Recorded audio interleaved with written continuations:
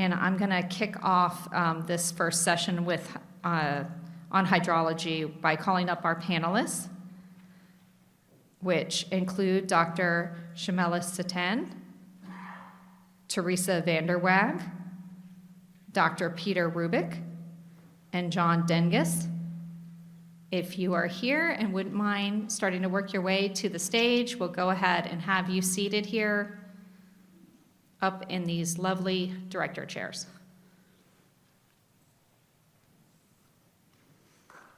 All right. Oh, I'm going to introduce them in a minute, but that's thanks.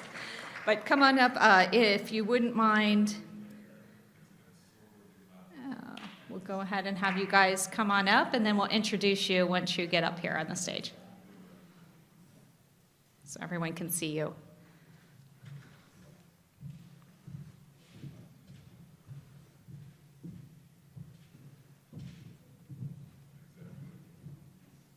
All right. Well, it looks like we have 3 out of 4, so we'll adapt.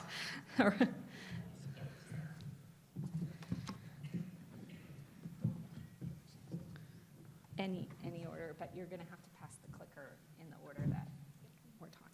Okay. All right. So starting with Dr. Shimelis Setegn, earning his PhD in Land and Water Resource Engineering and his MS and BS in Agricultural Engineering, he's also completed his postdoctoral research in Earth and Environment, and he joined the South Florida Water Management District in April 2017. Currently, he is the lead scientist at the Applied Science Bureau at the district. Before the district, he was the assistant professor and geospatial modeling and water resource program lead at the Florida International University.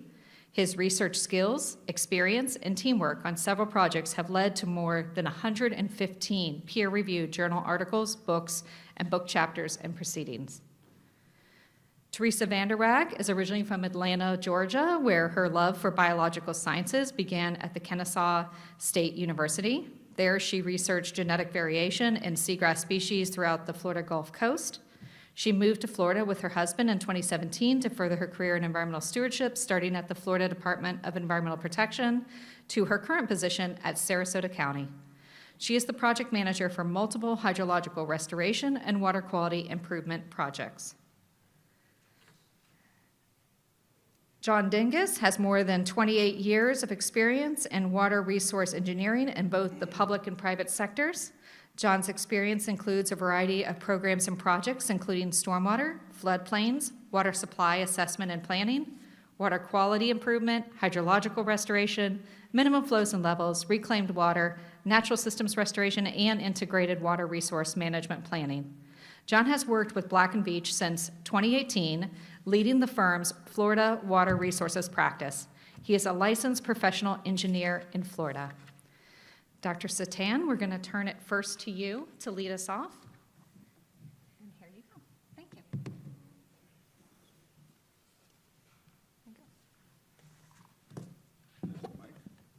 Yes. Good morning. Yeah, I'm the first today. So my research, my presentation will mainly focus on climate change impact on freshwater inflows to estuaries, a case study in South Florida coastal watershed. So my presentation, I would like to present my modeling effort, what I'm implementing in some of the coastal watersheds in South Florida. So overall, my goal on this research is to develop an integrated surface and groundwater modeling system that can serve as a decision support tool for environmental and water management operations, sea level rise, climate change, and land use change impact assessment, and also to implement alternative management strategies. So I think most of you are aware about our South Florida watersheds. Oh, what did I do? So we have just our watersheds are bounded by the ocean and also we have very shallow groundwater aquifers. There are a lot of canals, a lot of primary and tertiary canals, and but highly managed watershed. And we have several watersheds in South Florida, and there are two major canals connecting the Lake Okeechobee into the east to the Atlantic and also to the west through Caloosahatchee River to the Gulf of Mexico. And we have agricultural areas and water conservation areas. We have also Everglades National Park and so on down to the south. So my research, I have two watersheds and coastal watersheds, St. Lucie River watershed and estuary watershed, and also the south Laxahatchee River watershed. So I would like to showcase my modeling approach, watershed level modeling approach into watersheds. So there are several hydrological and water quality models mainly developed to describe the hydrology, water quality, erosion and sedimentation, and a lot of watershed level processes. These models usually they are used as a decision support tool to implement alternative management strategies like for water resource allocation, for flood control, to understand the impact of land use or climate change on those coastal watershed, and also to understand sea level rise, for environmental pollution control, and to also develop some total maximum daily load or MFL as criteria. So a major effect of climate change is alteration in hydrological cycles and water availability, which is like mainly it's several research indicated that there is an increased evapotranspiration and also changes rainfall, which has the potential to affect our runoff, floods, and droughts. So, especially in coastal watersheds are highly affected by climate change that are altering the quantity, quality, and timing and distribution of water. As I said, in our coastal Florida, which is mainly vulnerable to impact from climate change, which is temperature extremes, intensified storms, or increased flooding, and also sea level rise. That's mainly threaten and degrade our estuaries. So increased frequency and intensity of rainfall can lead to greater stormwater runoff, erosion, and sedimentation. So decreased precipitation also can affect the salinity of our coastal waters. Estuaries especially require a natural balance of freshwater and saltwater.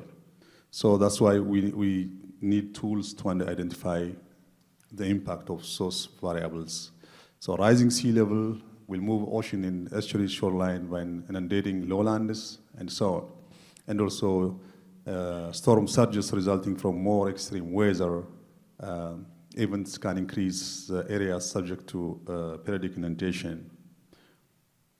So modeling needs and freshwater inflow to estuary is critical for the estuary ecosystem management, such as salinity, maintenance for ecosystem habitat. So inflow like some of the estuary watersheds, like St. Lucie or Caloosahatchee or Laxahatchee River estuaries from their tidal basins have been identified as a major information gap, like for water resource project, including establishment of MFL or water reservation project for any related activities. So I developed, in fact, in collaboration with other colleagues, watershed model. We call it WASH model. It is coupled watershed hydrologic, hydrodynamic, and water quality model. It includes representation of basic surface hydrology, groundwater flow, surface water flow, point source and losses. It is also, the model also is based on restructuring previously available EPA built model. So this model is more applicable for an area with, which has very unique hydrology such as like dense drainage system, as most of we have in our South Florida, high water table, and also multiple irrigation sources, which is typical to our region or South Florida. So there are a lot of, in fact, processes. I don't spend much time on these, but this model, computations are based on 4 group: hydrology calculations, cell discharge routing, also component interactions, and individual component dynamics. We have also 2 major water quality simulations, basic water quality and advanced water quality simulated options for this model. So, but there are a lot of equations for surface flow routing, like Chevy-Maringes equation. We have also for interflow routing. We use a linear reservoir route model. For channel flow, we use St. Vincent dynamic wave routing. For groundwater flow, we use diffusive wave routing, and so on. So we have, as I said, we have 2 water quality predictions for watershed level, like basic water quality module, which is the transport is based on modeling using mass conservation and first order decay or settling through canal, and advanced water quality component is model using mass conservation. So we need, it is a watershed model, we depend on a lot of data. That's in fact one of the drawback watershed model, that there are a lot of parameters, a lot of data requirement. And so for this model, we use several geospatial layers, including basin and sub-basin boundary, digital elevation model, land use, land cover, soil layer, canals, in fact mainly secondary or primary or tertiary canal, and risk network, which is primary canal, reservoirs, structure. All these are an input to this watershed model. And the boundary condition, in fact, rainfall is the driving force for this hydrology. We have evaporation, or evapotranspiration, I would say, point source and sink, water temperature, solar radiation, and also tidal elevation are the boundary conditions for this model. So hydrology modeling in this model, it depends on accurate representation of rainfall and evapotranspiration. So for this WASH model, operate using NextRad data, which is radar-based rainfall, and that's mainly used with this grid-based rainfall. That's really help for very accurate estimation of freshwater inflow into the coastal watersheds or estuaries. So we have memorial grid is 2,000 feet by 2,000 feet, and I used 4 feet resolution digital elevation model to define the water flow or flow directions within each cell or each direction, each grid. And we have several structures. For example, it's one of the watershed. For Laxahatche, we have different structures already built to satisfy our minimum water and minimum water level criteria, like S46, SG92, Leonard Dam, G16. These are some of the structures. And we also use like flow from grassy water reserve as point source to Laxahatche watershed. So these are some of, but it's ongoing projects, and this is some of the model output for St. Lucie watershed, which is at S80 station. It's really, there is very good match between the observed flow and calibrated freshwater inflow. This is at S18 station, which is from 1998 to 2022 or 21 simulation. And this is also verified by statistical variables like R square or Nash cliff efficiency. That is in hydrology. That's how you determine how your prediction is really close to your accuracy. So this is also some model result in S97. You can see there is a very good agreement. And I also tested this in S49 and S48 watershed in all you can see that there is a good potential of this model to represent the natural flow or hydrological watershed hydrology. I also tested this in Laxahatchee watershed, and this is in fact more or less its default simulation, and you can see that there is an excellent correlation between the simulated and observed flow, which is verified by statistical parameters more than 0.7. So this is another stations in C18. It's a weir. It's also a good indication that without any further effort that are able to represent our watershed hydrology. Another also in Kitchen Creek Station, this is, you can see there are some, in fact, peak flows and observed files, but that can be adjusted by further calibration and validation effort. So this is also another, and G160 stations, and there are also good agreement, but we need to do more calibration on this one. So overall, that having all this the model is ready, that truly shows the good representation of that watershed. So we can use that model for several applications. The example that I was trying to see a scenario that where if we change evapotranspiration or by a certain percent, that how much that impact on our freshwater supply into the estuaries.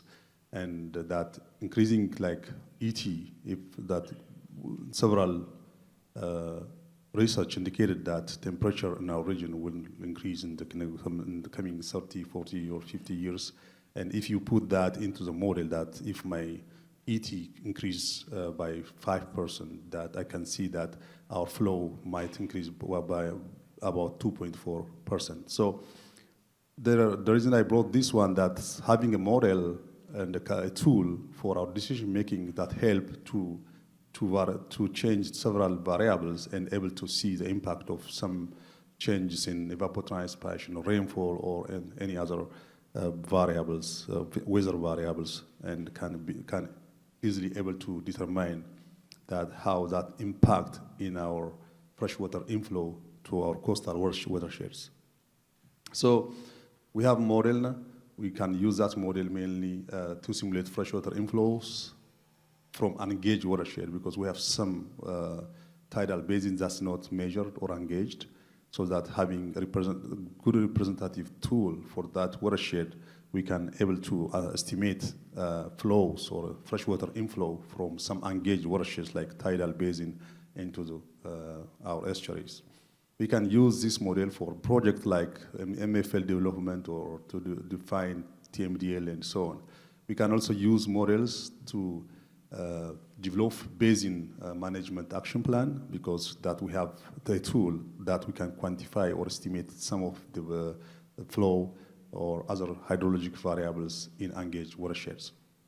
And as I said in the previous slide, one of the application of this model that you can use to study or understand how much the climate change can have an impact on the hydrology in such watersheds, because there is good capability of the model by changing the variables like evapotranspiration, changing the rainfall based on, in fact, pre-estimated climate variables, that we can assess that how that had an impact in our watershed in terms of hydrology. We can assess that to see the impact of land use change dynamics, because we have seen that in every 10 years and every 20 years, there's significant changes in land use in many of our watersheds in South Florida. So that such good tools will be a good, it increase our capability of understanding our watershed dynamics and has an impact on our other hydrological variables. So we can also use this model to understand sea level rise, because one of the boundary condition is tidal elevation, so that will also help us by making further estimation or prediction of tidal elevation, we can understand how the sea level rise can have an impact back into our estuaries. And so on. We can use watershed models for hydrological water balance, for any purpose, for any implementation, project implementations, and try to also spatial distribution, understand the spatial distribution of hydrological processes within a watershed. So just in summary, that this is the goal is just to develop more representative water models for our local watersheds so that we can use those tools for our decision-making process, and that can, and also even that can be used by policymakers and so on. I think that's all what I have for you today.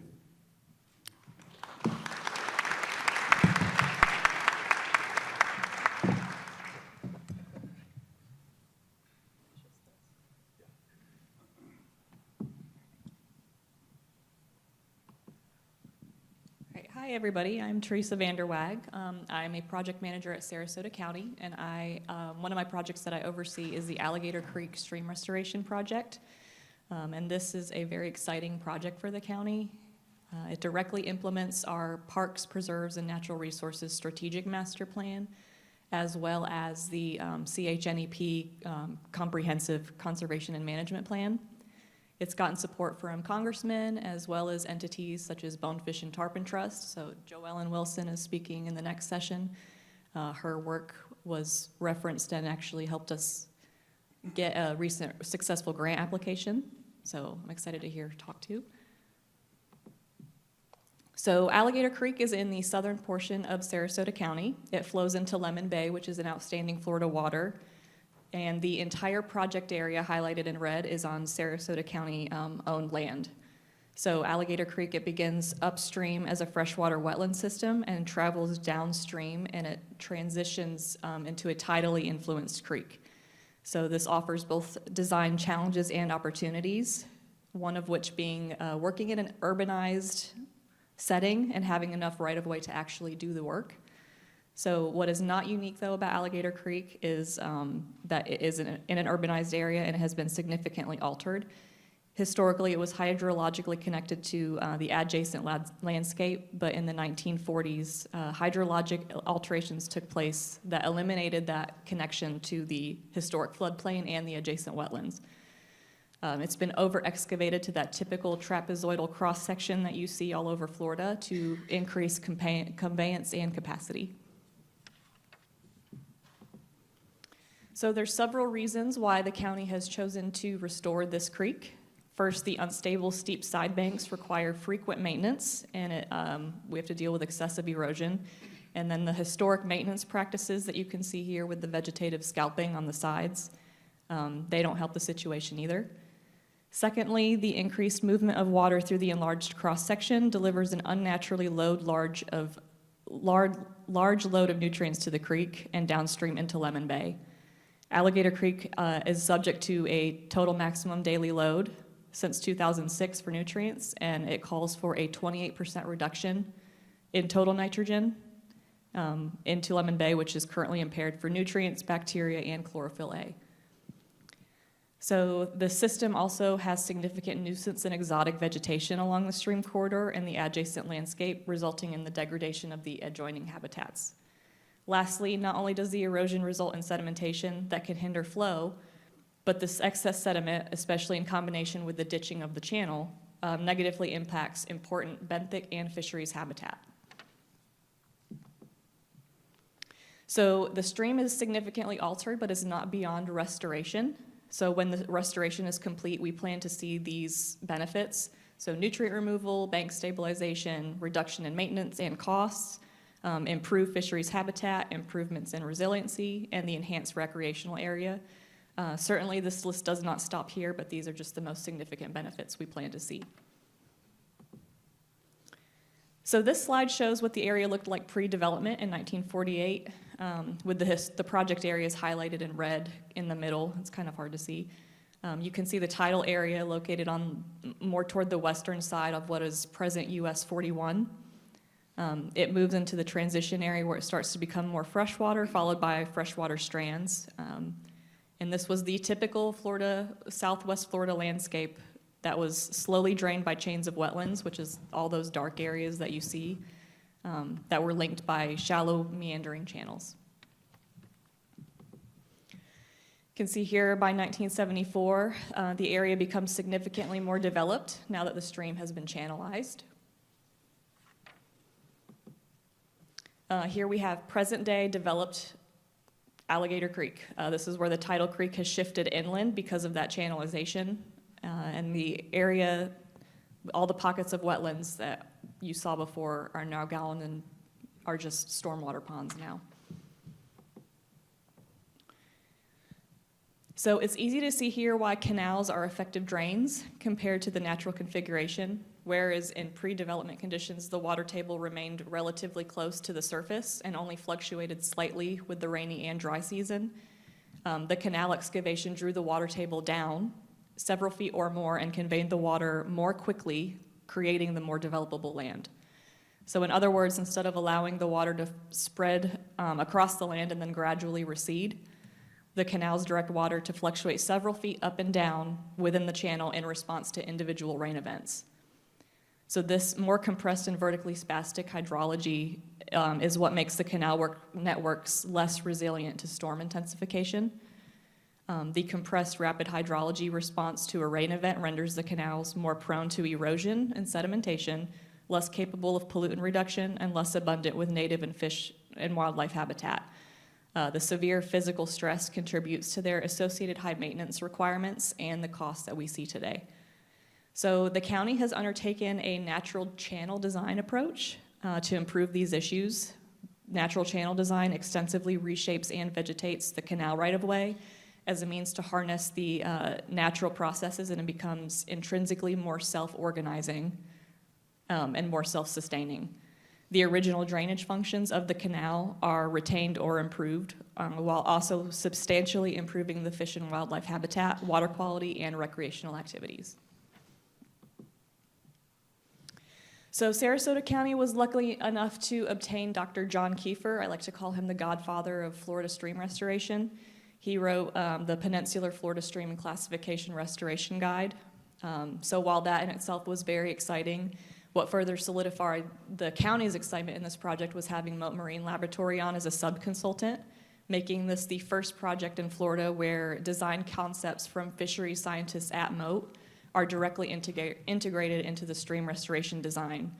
Leading the team from Mote are doctors Nate Brennan and Brian Schlesser, so we're excited to have them. So with stream restoration, depending on the different objectives and constraints in the project area, it can be broken down into what Dr. Kiefer calls functional process zones or lateral process zones. Those are the FPZs and LPZs you see on the screen. It's just a way to break down the areas into workable zones to reach the maximum design potential and get the most benefit out of each area. And then you can see the lateral process zones are the contributing areas to the main stream portion. So now I'm actually going to take you through the design, starting at FPZ1 at the top right corner, which is the most upstream eastern section of the project, and point out the major design functionality of each process zone. So FPZ1 is the easternmost project area. There's currently a culvert that goes into Lake Liesel, where we plan to remove this eroding drop structure to allow upstream fish passage into that lake, which is that blue vertical area that you see there. So this will be replaced, this is gonna be turned into a fish rearing lagoon. So this will be replaced with marsh overflow in a natural channel. That blue squiggly line that you see at the bottom, that's gonna be a meandering freshwater headwater stream channel. The orange dotted area will be fill embayed canal to the adjacent wetland grade, which restores it to its pre-disturbed freshwater bottomland forest. Moving along to FPZ2, this is where, the blue meandering channel up top, that's where that meets the purple area. This is gonna be a step pool wet season flow diversion to recreated wetlands, which is that whole purple area. It's the freshwater strand. So this restores the hydrology and improves water quality before re-entering the creek downstream. In that same area, the canal will be replaced with step pool for upstream fish passage. So right below where the squiggly lines, meandering squiggly lines meet the deep blue, that's gonna be a fish rearing lagoon and resting area. That long strand will be replaced with a 2-stage fish rearing and passage channel with fringing freshwater swamps. The north and south bank forests will be preserved. So this system provides deep water habitat for juvenile estuarine fish and passage to the large off-site water bodies upstream. The purple area at the top right is where the outlet will be that reconnects that rehydrated hydrologically enhanced freshwater strand back into the stream. So you can also see the mid-order meandering stream corridor in blue upstream of the Jacaranda Bridge. That's the yellow area. The deep blue zone in the middle will replace the canal with upper tidal lagoon with deep pools, sandy shoals, submerged aquatic vegetation, and lateral fish rearing areas. FPZ4, this is our most constrictive transition area. It's the most constrictive process zone, rather. It's just the transition from fresh to tidal. It's where we also see the mangroves starting to come up because of that tidal influence. We're replacing this canal with a two-stage channel consisting of upper tidal channel with a riffle pool induction and fringing mangrove swamps. So the side slopes will be contoured and vegetated as a hydric hammock. Lastly, FPZ5, this is the westernmost side of our project where it meets present-day US 41. We're going to convert the canal to a meandering upper tidal creek with woody debris habitat and submerged aquatic vegetation on the channel margins. So along with MOAT's design input, we've also contracted them to do pre and post fish monitoring on the canal. They do quarterly seine net sampling, and they use the passive integrated transponder pit tag system. They're already doing snook releases here, so that's great. We did find a tarpon, so they are there. These samples give us the documentation of the baseline conditions of the fish communities and their abundance prior to the restoration work and post-restoration work. So all captured individuals are fitted with a tag and re-released to the same location on site, where they're monitored 24/7 and they're continuously sending data. This data will aid directly into documenting the success of the restoration effort.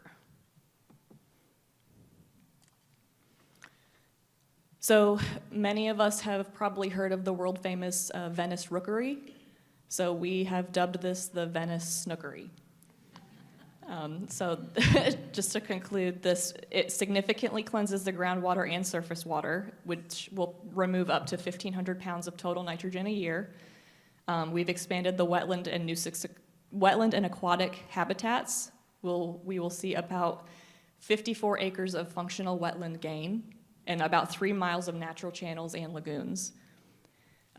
We're reducing maintenance by having a self-organizing equilibrium with the tide, valley, and watershed conditions. We plan to unlock the potential of Alligator Creek as an estuarine fish nursery with about 76 acres of snook and tarpon rearing areas. Most of the new creek will look like it belongs in old Florida, from the headwaters to the tidal area. So it's going to be just an awesome community asset for all nature lovers and everybody that wants to go see it. So we're very excited about this project. We see it as a holistic approach to remedying multiple environmental issues. These types of projects allow us to transcend the historic norms and foster a solution that not only conveys water, but is also environmentally makes sense. The features of this project will lend opportunity to bring the public in close to our work and see the benefits for themselves.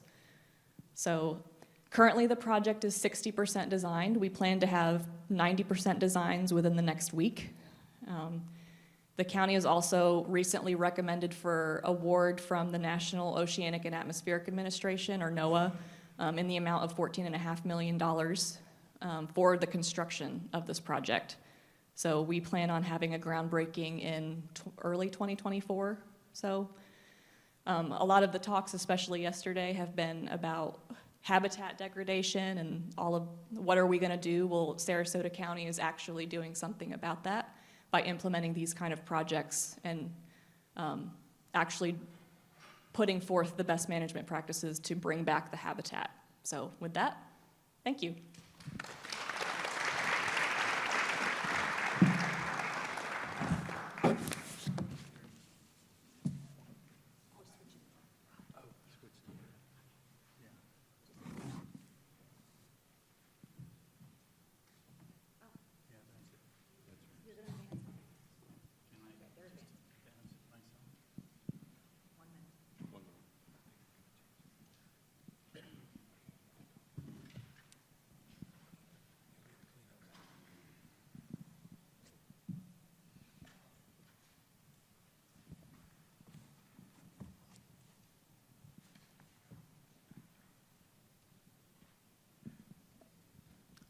Good morning, John Dinges with Black and Veatch.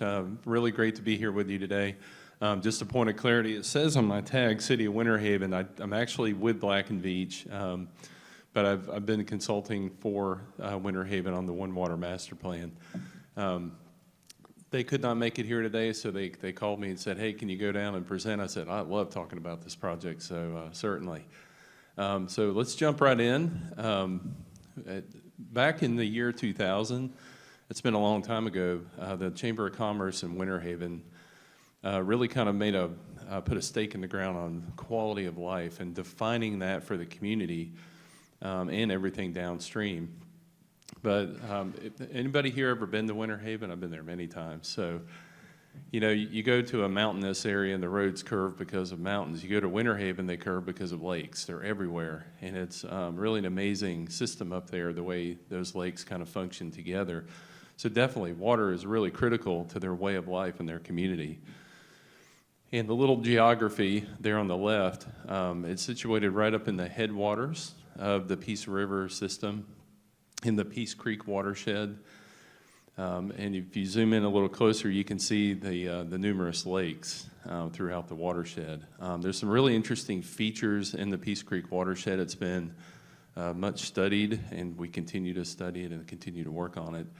But the Peace Creek Drainage Canal is a major hydrologic alteration that occurred, and the prior two presenters talked about hydrologic alteration historically, and you see it all over Florida, and you see steps being taken to plan, design, and implement projects to kind of reverse some of that, because we're finding that those hydrologic alterations are really detrimental to not just hydrology, but water quality, habitat, and everything around it. The water supply, it's detrimental to water supply, pretty amazing. So I'll not go down that rabbit hole at the moment, but so with that in mind, there are hydrologic impairments in the area. You have ridge lakes near Winter Haven that are not meeting minimum levels. The Peace River at times does not meet minimum flows, and the Peace Creek watershed is really kind of an important component in that overall system, right? You've got a lot of storage in the lakes, and there were wetlands there, still are, but many were impacted long, long ago, and they thought the solution back then was, hey, let's dig canals and drain the water, right? Just what Teresa was talking about. And you know, those solutions have now turned into today's problems. So as we plan forward, all of us professionals, as we plan these projects, we have to think about, are today's solutions going to be a problem in the future? So you have to really kind of think through that when you're working on planning and designing these projects. So with this backdrop of hydrologic impairments, Winter Haven decided to take their long history of studies. There's a lot of work that's been done defining the hydrologic impairments, defining some of the water quality problems, and they proceeded in 2019 to move forward with what's called a One Water Master Plan, and that's a holistic kind of integrated water resource plan with a 50-year horizon. And we had our team was selected to lead that effort, and we've been working on it for a little over 3 years now. We're kind of in our final phases of it. So that's kind of the timeline in history. Big picture, I love to start big picture and then kind of zoom in on some detail. On the left, you see a concept graphic of what we call the sapphire necklace. That whole idea was developed all the way back in 2010. There was a sustainable water resource management plan that was done back then, and the conclusion was we've got to restore the hydrology of the watershed to make it functional and to kind of undo some of these problems that have been created by these hydrologic alterations. So you can kind of see, you know, some of the things that the outcome of a 50-year plan. Now those are some big numbers. It's a lot of work to do, but over 50 years, you can, with a robust plan in place, you could see that being accomplished over time. So those are some of the benefits and the outcomes of implementing those blue features. That's about 5,000 acres of restored wetlands. That's a lot of area within that watershed that can be reclaimed for benefit in restoring the hydrology. The long-term savings and increased cost benefit of those projects is amazing. In Winter Haven, they have some stormwater nature parks, restored areas. They are amazingly popular. They're tremendous community assets and amenities, but they do more than that. They help the water resources, they help habitat. They're really good for the community. And it sounds familiar, right? We just heard about that. These are tremendous amenities. But really, to kind of dive into the little more technical side of this, we really have been taking a look at how do you balance the water budget or the water balance of the Peace Creek watershed. So let me dive into that. The water budget's kind of the relationship between the inflow and outflow of water through a specified region. And you really consider the hydrologic processes: rainfall, recharge, discharge, evapotranspiration, storage within the watershed. But when we look at the water budget, when you're up at the top of a watershed, you really just kind of depend on rainfall, right? You don't have an inflow of water coming from anywhere. And Winter Haven sits on the surface water system up in the top of the watershed. But they're also a recharge zone. They sit on top of the groundwater system. So the ability to provide recharge into the Florida aquifer system is also very important. And there's a number of questions that come into play, when you're looking at a water budget, like how much do you have and what will it cost to develop water supply, the quality of those resources, what choices does Winter Haven have to meet its current and future needs. In case anybody's noticed, Central Florida continues to rapidly develop, and that's not going to stop. So when you look at a water budget, there's like this tension between the need to restore and protect the natural systems, but then on the other hand, you have development. It's occurring right now. There's construction occurring today, so there's this tension between the two. How do we balance that and resolve that tension? So that comes with making choices. How is Winter Haven going to invest in its economic resources for the next 50 years to help strike that balance? And what's the value proposition? All right, so in balancing the water budget, let me throw this concept out. Let's see if this, oops, sorry about that. This was animated, but we're not doing animated slides today. So if you can imagine the blue line being kind of in natural conditions before hydrologic alterations. During the wet season, you would expect stream flows or lake levels to peak and then drop off during the dry season. Very pronounced Central and South Florida hydrology. That's just the way the systems work. In existing conditions, kind of the purple line, the second one down, magenta line, you see a more pronounced tendency for flooding because of development and runoff. And during the dry season, you tend to see the low levels, the base flow tends to be impacted significantly in the watershed, in large part due to historic alterations, but also because of continuing development and increased discharge, which reduces the storage of the watershed. So kind of the big idea, well, if you look at the red line, if you fail to take action, what would you expect? Well, you would expect to exacerbate that situation and continue to see increases in flooding and then lower and lower base flows during the dry season. And none of us wants that to happen. There's a lot of folks working on these problems. So taking action toward a more sustainable system means really being able to manage that hydrology and take some of that wet season surplus, if you will, and just try to apply it to the times when it's scarce. It's really not, in concept, it's not that difficult. Of course, implementing is not easy, right? So that's a sustainable kind of concept around that. Another way to think of it is, to look at it is, whether we get 45 inches of rain in a year or 55 or 50, that a drier year or wetter year, a lot of it gets lost to evapotranspiration, right? We lose about 80% of that typically in Central Florida.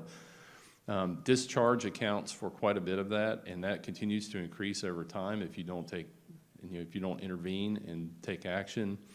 And the consumption of water really is a very small piece of that, and we can only access or deal with really a very small portion.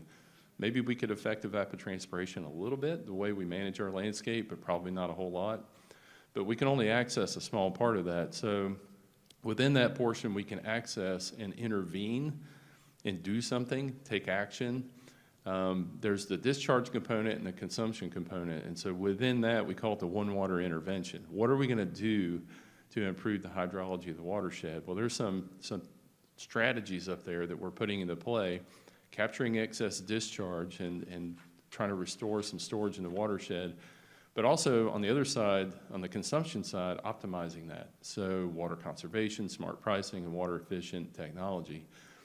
So the One Water interventions can help help the city and its neighbors achieve a sustainable balance to support capacity for their growth needs while sustaining natural systems and quality of life and improving the resilience of the watershed.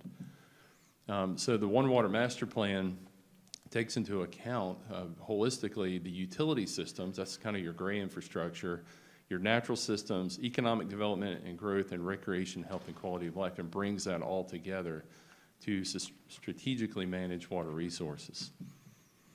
And so there's four major, we call it the 4 R's, and there's 2 of them here, 4 major strategic initiatives that are being used. One is to restore the lakes and wetlands that provide natural water storage.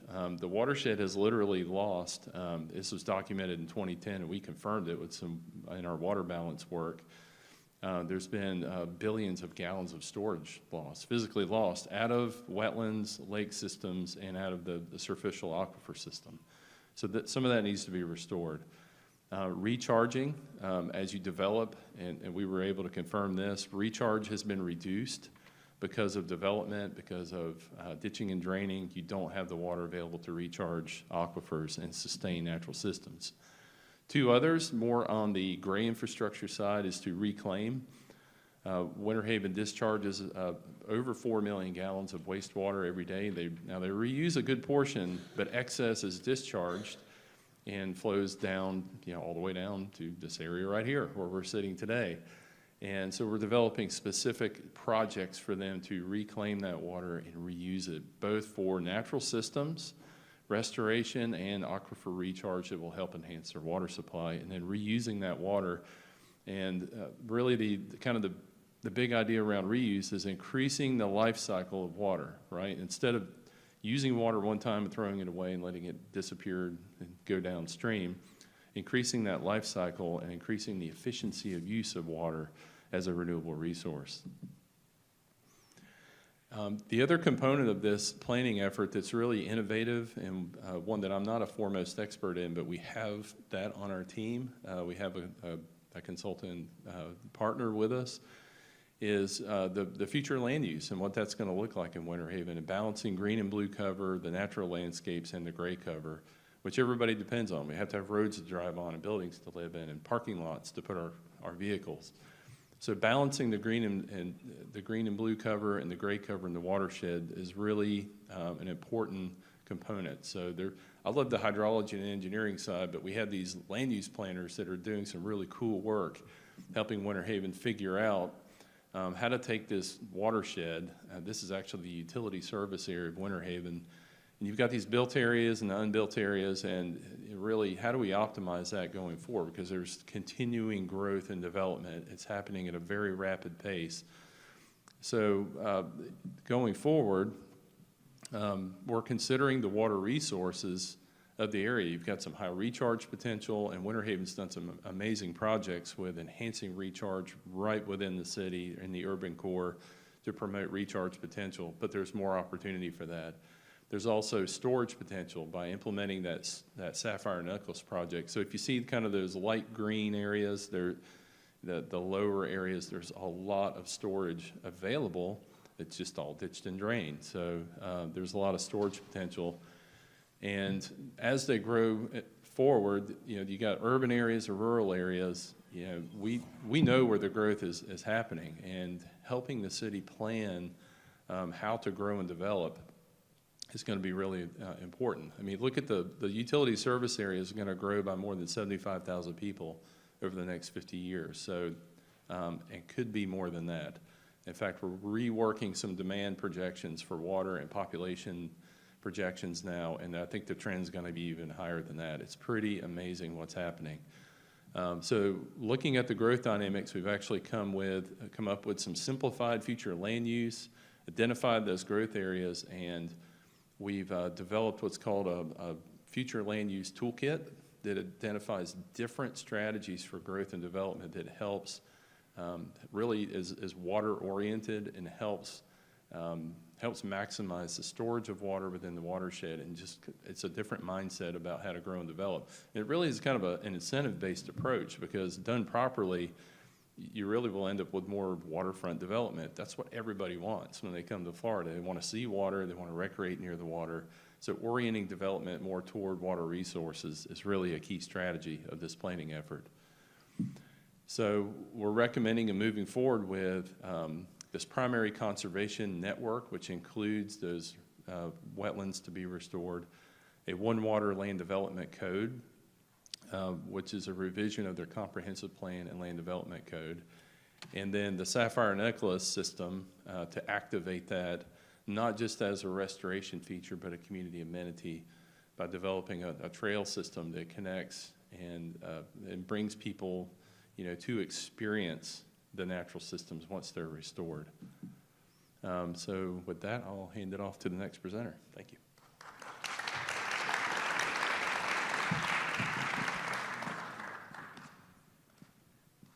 My name is Peter Rubec. I'm a retired research scientist with Florida Fish and Wildlife. I worked for about 27 years in the GIS group in St. Petersburg. And so there's a whole series of papers that I've published that develop methods for modeling abundance and then linking those models and the results from the models to habitat grids so that we can create predicted maps of abundance across the estuary. And we did this work for both Tampa Bay and Charlotte Harbor, but today I'm just going to talk about the work we did in Charlotte Harbor. The title of my talk is Modeling to Assess Influence of Water Withdrawals on Spatial Distributions and Population Abundance of Estuarine Species in Charlotte Harbor. So actually we collaborated with the South Florida Water Management District and with other agencies to develop these methods, and I'm going to be talking about two papers that I guess are cited at the end of my talk. So the first paper just developed the methods but did not take into account habitat mapping, using modeling for that. And the goal here is to link the habitat suitability models, the HSMs, the output from those models with, which are done seasonally across years, and link them with habitat grids that are seasonal. And so, so there's a whole series of maps that were produced here, and then population estimates derived from the maps, if you understand what I'm trying to say. And so that's sort of the crux of what I'm going to be talking about.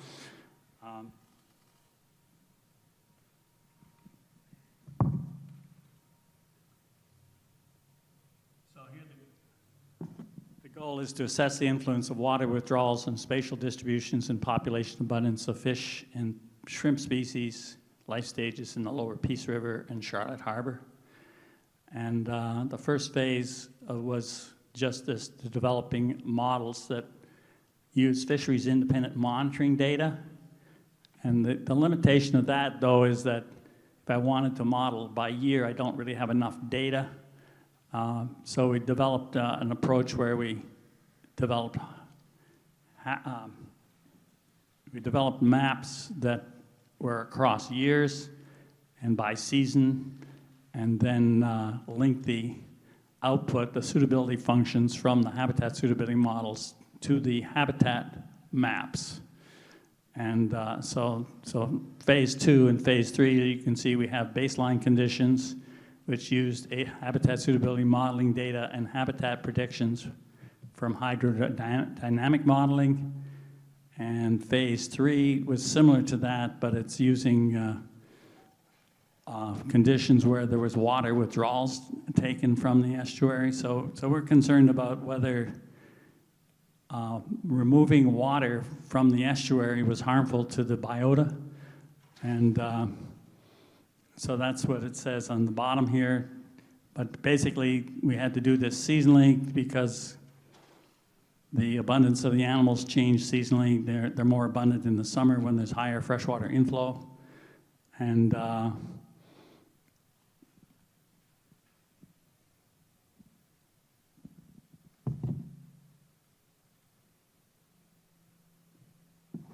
so this just shows the Fisheries Independent Monitoring Program, which uses a variety of seines and trawls to capture fish in the estuaries, primarily Tampa Bay and Charlotte Harbor, but we did other estuaries as well.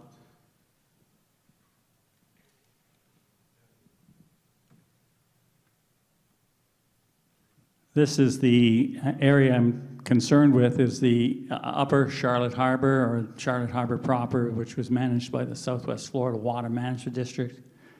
And these are the zones that were analyzed. But you've got the upper and lower Peace River up on the right-hand side where water's coming in primarily. There's also water coming in where it says M for the Myakka River. And I'm only concerned here with this presentation down to the north part of Pine Island. So it's within the area managed by the Southwest Florida Water Management District. So these show some of the maps of the habitat conditions. We had mapped dissolved oxygen across years. We mapped salinity. We mapped temperature. So those are the spring maps for that. Obviously, there's maps for the other seasons as well. And then bathymetry and bottom type were also mapped in Charlotte Harbor. So this gets a little complicated, and I don't want to get into all the details, but we used a software called GAM-LSS, which stands for Generalized Additive Models for Location, Scale, and Shape.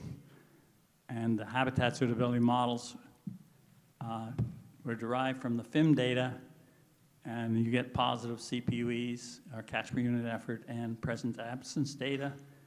And we varied those factors in models from 1 to 5, so there's actually a lot of models being run here.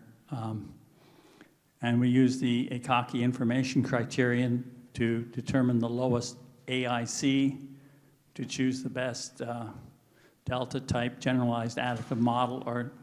So basically we're developing seasonal delta GAM models.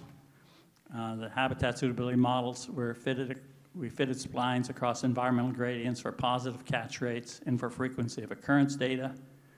And then we fitted the fitted splines were combined and linked to interpolated habitat grids to create gear-corrected catch per unit effort across the estuary. So the habitat grids are a key thing to be able to predict abundance across the estuary. So once we had the predicted catch per unit effort grids, we divided those into 4 zones to create, using natural breaks to create seasonal habitat suitability maps. So the species that we've modeled primarily are juvenile plus adult hog choker, juvenile and adult blue crab, juvenile sand sea trout, early juvenile southern kingfish, juvenile bay anchovy, adult bay anchovy, early juvenile red drum, and early juvenile spot. So the first 4 or 5 are all complete their life cycle within the estuary, and the last 2 at the bottom, a red drum and spot, reproduce in the Gulf, and then the young of the year move into the estuary. So we were primarily concerned with the species that completed their life cycle within Charlotte Harbor. So this shows a map, or 4 maps showing abundance in blue. So the highest abundance zones is blue for hog choker, and they prefer low salinities between 0 and 5 parts per thousand. And you can see the blue zone expanding in the summer down to the junction with the tributary river coming in there. So you can see things are changing seasonally, and that the abundance, in this case, the hog choker would be the most affected by water withdrawals, and we were concerned about that. And so that's why the blue zone would shrink. And so if too much water is being removed, then the blue zone would disappear. So this shows the maps associated with juvenile blue crab. And you can see here that the blue zone is pretty predominant in the winter and in the summer, less so in the other two seasons. So, you know, when they recruit becomes important. Some species recruit in the fall, other species recruit in the spring. And in this case, they're recruiting in spring and fall. So here we have the map for, I can't read this.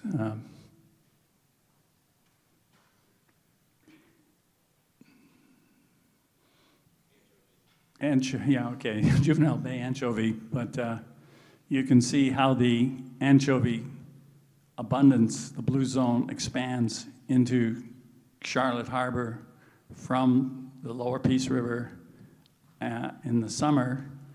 And, but, you know, basically one interesting thing we found with all of these species is they tended to prefer or stay within the same salinity range.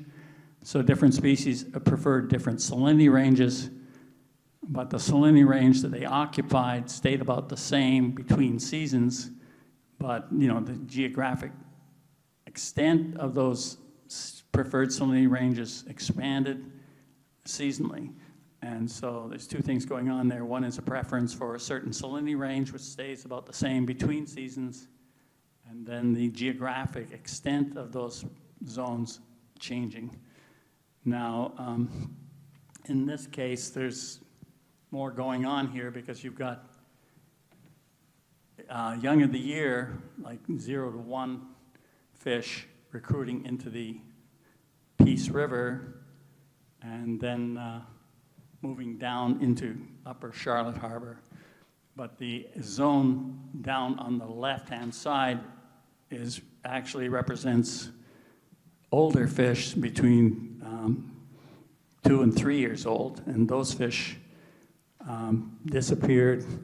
And in this case, with they just grew, and they didn't leave the estuary in this case, but they became older, so they disappeared from that zone towards the mouth of the estuary.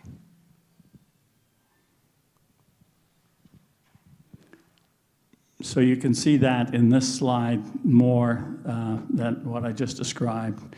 You've got, in the last slide, you show the fish, the young of the year fish, moving down into upper Charlotte Harbor and then dispersing into deeper water. But you can see that this area towards the mouth, those fish, the older fish, have disappeared. And so interpreting these maps gives you maybe more insight into what conditions they prefer at different age groups and at different sizes.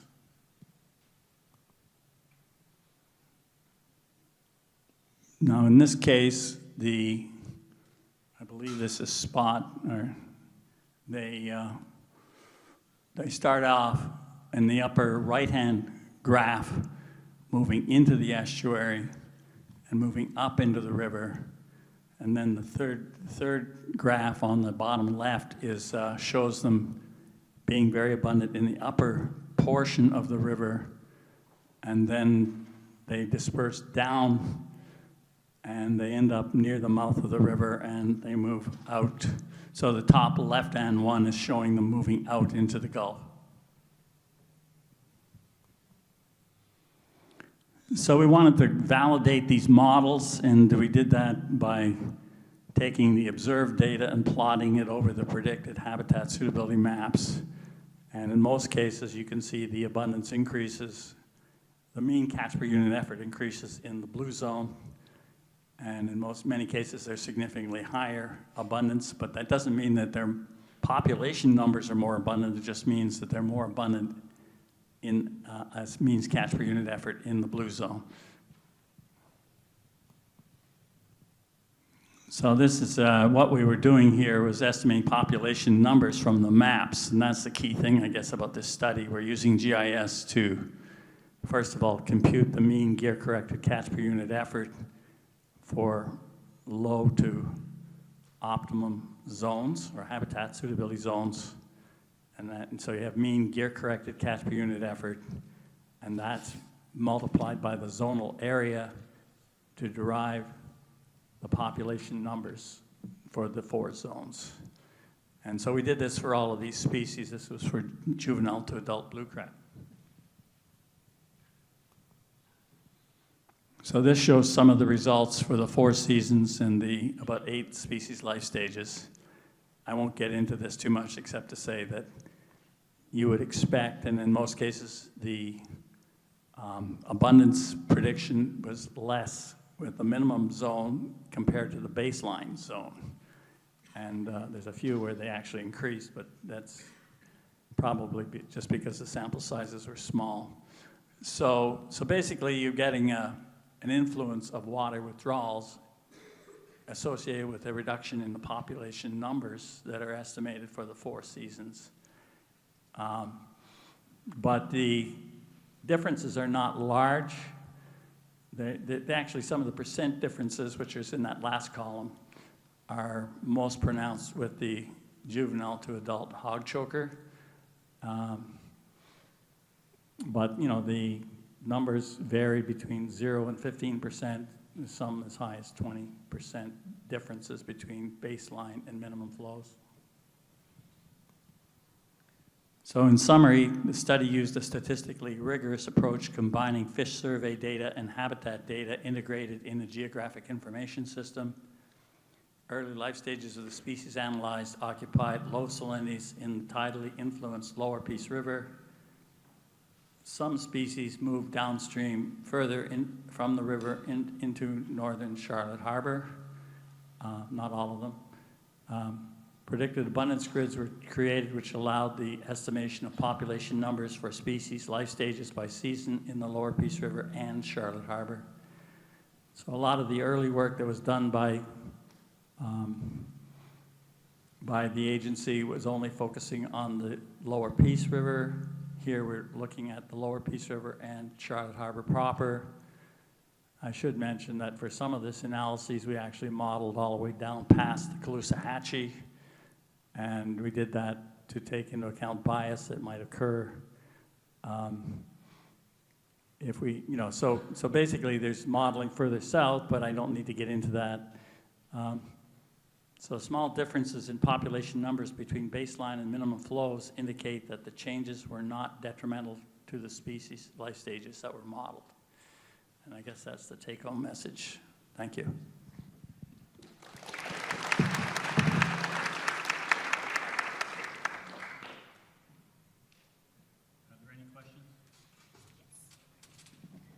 So we are going to go into Q&A now. I just wanted to say that I think it's so interesting with these presentations. You really go through the whole process of hydrological restoration, from the modeling to the planning to the implementation through actual projects.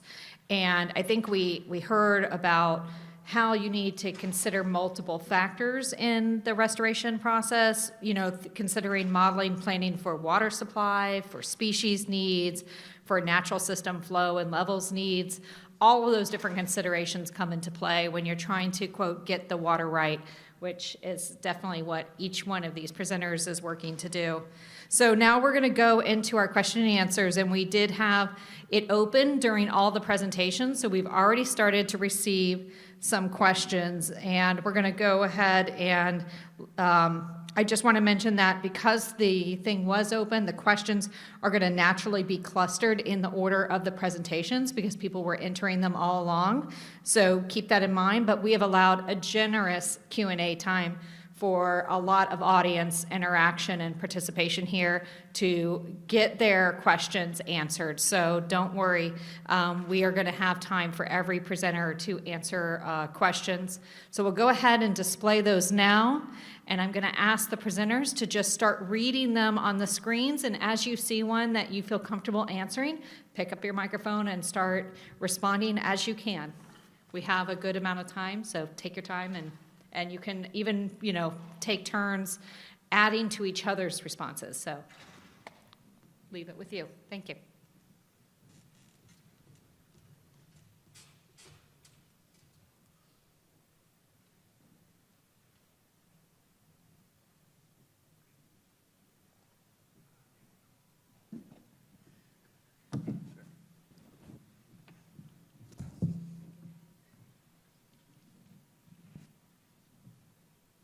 Yeah, I see some questions for me.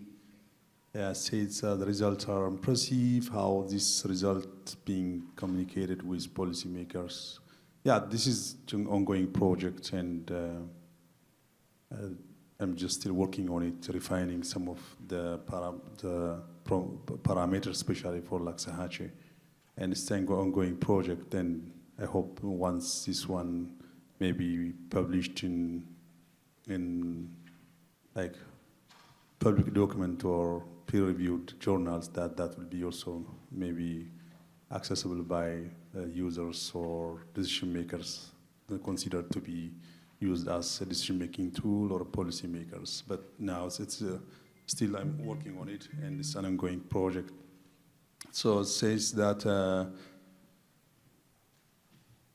this model is mainly depend on a lot of boundary conditions, weather data, rainfall, evapotranspiration, and some point sources. For example, for Lake Okeechobee, for St. Lucie watershed, that flow at S308 is a kind of point source to the watershed, because sometimes during the wet, dry season, that there's a chance that water is there is point source from the lake to satisfy the minimum flows to the St. Lucie estuary.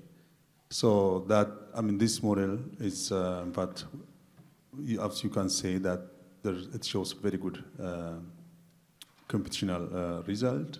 That's in fact as a result of how the model was established to a local condition for our dense drainage system and shallow groundwater aquifer, and also the topography. So that result in having a very good model result. And it's in fact, it requires careful calibration and validation of the result with an independent data, and especially for the St. Lucie subbasins, that it shows very good result after calibration. But still, I'm working on this model for Caloosahatchee, that again, it requires some, for Laxahatchee, it requires some calibration and validation efforts to ensure that this model is a good representative of that local watershed.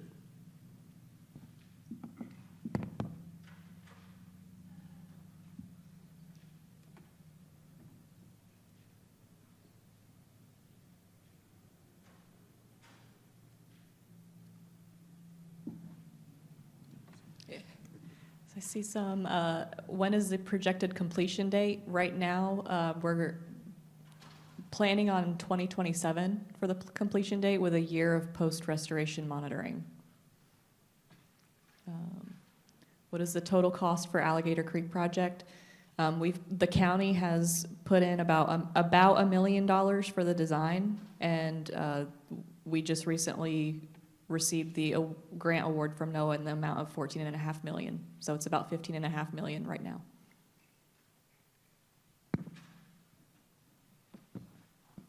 I see a couple of nice, very, very excellent questions also. That is this, like, how does the district use your modeling data for the pump station? And I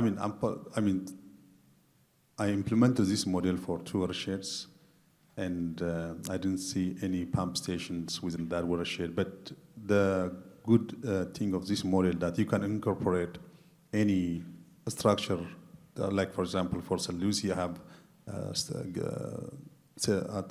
spillways and culvert, weir, and so on. And different for my watershed in Laxahatchee, I have 2 spillways, I think 2 weir, 1 culvert, and so on.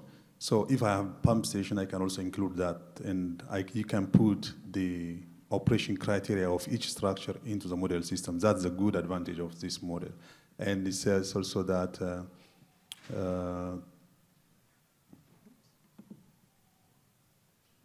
yeah, what was the question? There was another question. Yeah, I mean, it is, if you have point source, yes, you can include into the model, and just you can assess what is the impact of that point source to the model.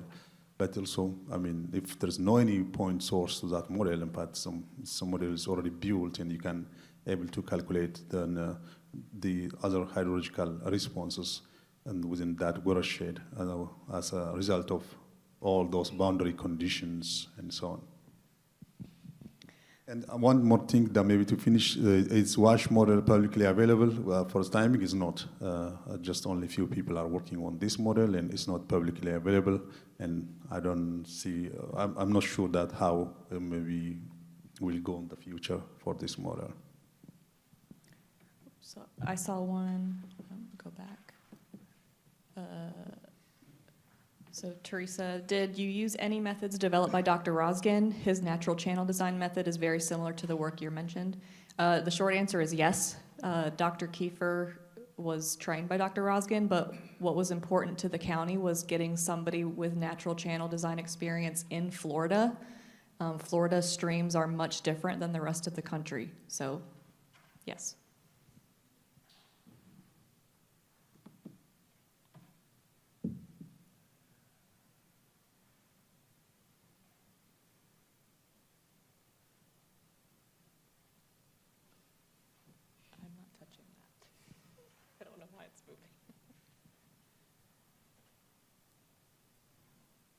What is the current 60% design estimated cost of construction? $14.5 million. It went from about $6 million to $9 million to $14.5 million all over the course of about 6 months when we saw the recent inflation happening.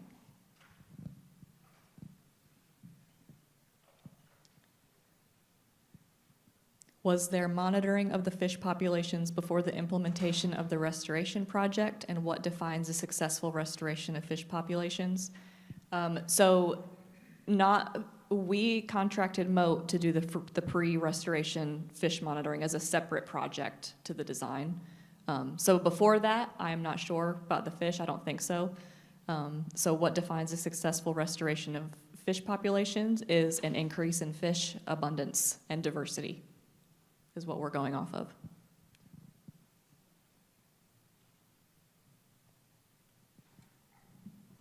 Want to take one? See a question, are the lakes of Winter Haven man-made or natural? They are natural lakes. They have been altered, or some of them have. There's about 52 within or around the city limits. There's a southern chain of lakes that's controlled by one structure on Lake Lulu that discharges to the Juanita Canal. Those are all a series of lakes that are once connected by shallow marshes. Now they were canals, now connecting many of them. For example, Cypress Gardens Legoland sits on Lake Eloise. That's part of the southern chain of lakes. The northern chain of lakes has similarly connected, but it has flood control systems, water control structures. And then there's interior lakes that are kind of independent of the rest of them. So long answer, but they are natural lakes, but they have been modified somewhat. Another question, has this work, the One Water Master Plan work, informed or helped change land use policies? That's ongoing right now. There's actually policy recommendations that are forming in what's called a land development toolkit, and that's being rolled out. There's been some conversations locally, and that's going to be rolled out over the next, about the next year.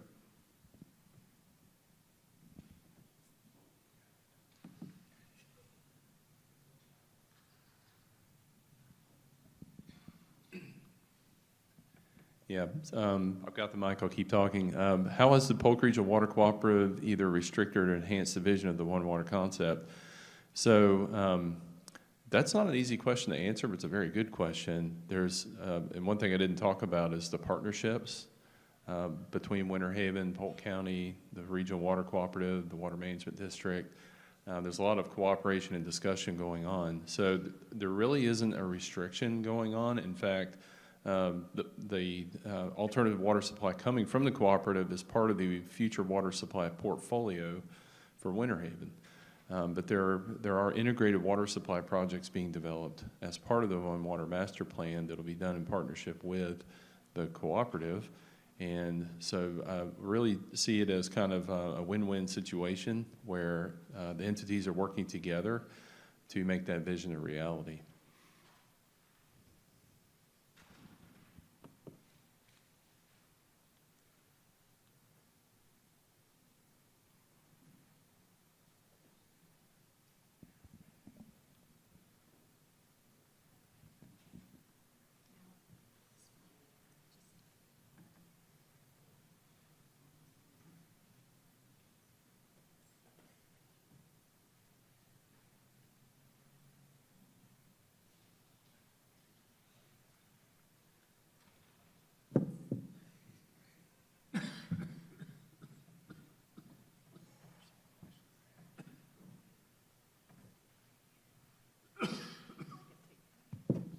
What is your projected timeline for construction? It's going to be done in 2 phases, starting with headwaters and lateral process zones, working its way down to like mid-order canals to the main creek. So it flows downstream.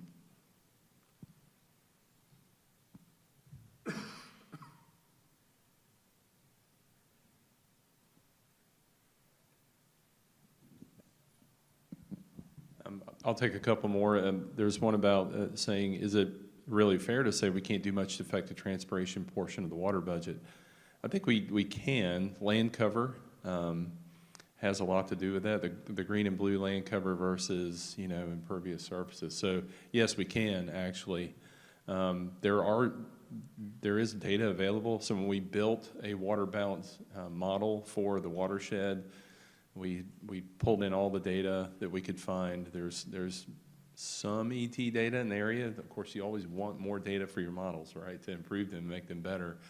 And those models will be improved in the future. So I think the answer is yes, there could be interventions taken to improve the evapotranspiration portion of the water budget in the future. And then have we thought about including biological monitoring, fish and other organisms to provide additional inputs to your hydrologic design? There is there's quite a bit of biological monitoring. Winter Haven puts together an annual lakes report, and it's available through kind of a web storyboard on their webpage. It's excellent, and there's all kinds of biological monitoring data. So far, there's been the relationship between that and the hydrology is pretty, we just haven't gone there yet. There's more work that needs to be done. I think that's going to be future work to connect the hydrology to the biology of the lake system. So yes, we've thought about it, but really have not taken steps yet to study that. But I think it will be part of the future work.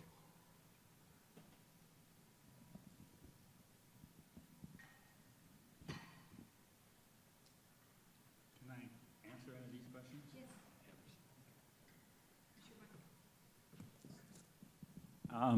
Well, there's a number of points here that I guess pertain to what I did. The hydrodynamic and habitat suitability models focus on flows from rivers, but a large portion of the fresh water entering Charlotte Harbor is from creeks. How can creek flow be incorporated?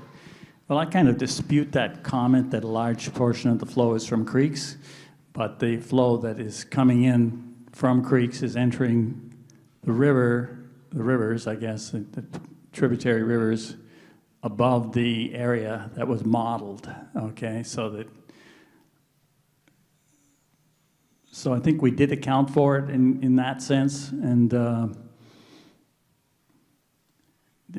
next question is, do you have a report or publication on this effort? The answer is yes. We have an extensive report which goes into all of the life stages that were analyzed in the seasonal within and So we did a lot of different things, but basically you've got your baseline and minimum flows analyses that are in the reports, so you can look at all of the results. And those reports are available for anybody who wants them by contacting me. And then, let's see, what's the next one? Can you think of a possible for the blue water to disappear? Is too much water a factor? I think that says, right?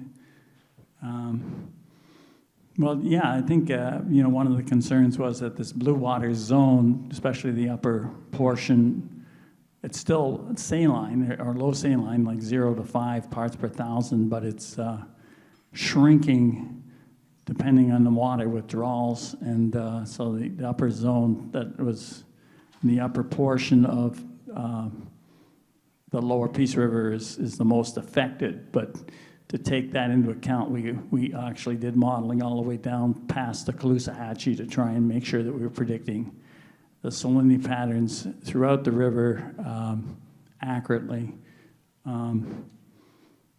But there was some doubt about whether the low salinity zone was shifting north out of the area where I think the people, the FIM people took into account the shoreline as being the area with low salinity, whereas, so there's a question of whether low salinity zones are influenced by the shoreline vegetation or not. My analysis doesn't indicate that it is, but some work by Joan Browder definitely does indicate that shoreline vegetation and salinities are both, and temperature are both all important. And I did not take into account shoreline vegetation, but the zone was, the low salinity zone was shifting northward away from some of the perimeter vegetation on the river. So we had to try and take that into account as best we could, but it's an interesting question and maybe merits more research. And Joan Browder's done a lot of research along those lines in Biscayne Bay.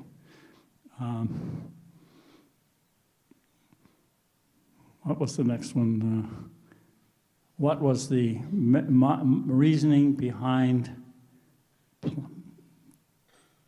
picking the species we chose? First, well, we were concerned about species that were responding to low salinity, so I guess we selected species that had a preference for low salinity, like either the lowest salinity, 0 to 5, or about 5 to 10 parts per thousand. So low to moderate salinities were the species that showed a preference for those zones, because we were concerned about how salinities and temperature were being influenced by water withdrawals. So I don't say it's answering all of the questions. I think there's some other research that's been done that look at the community structure, and that's not something I did, but there is other research that's being done by other people that have looked at the community structure in Charlotte Harbor and in Tampa Bay.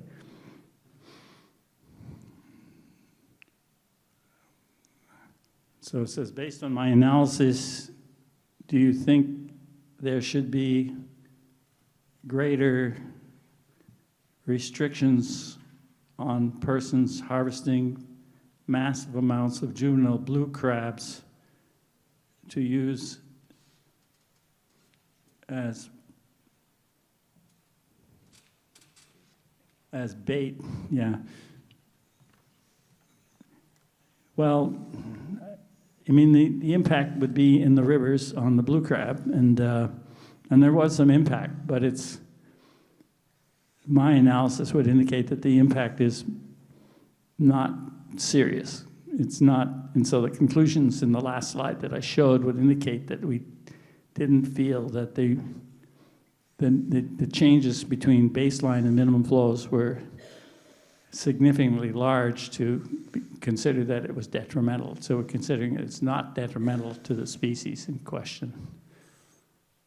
Well, thank you to each of our speakers. We're glad to be able to answer some of the questions from the audience for each of you, and we really appreciate you sharing this important information with us today.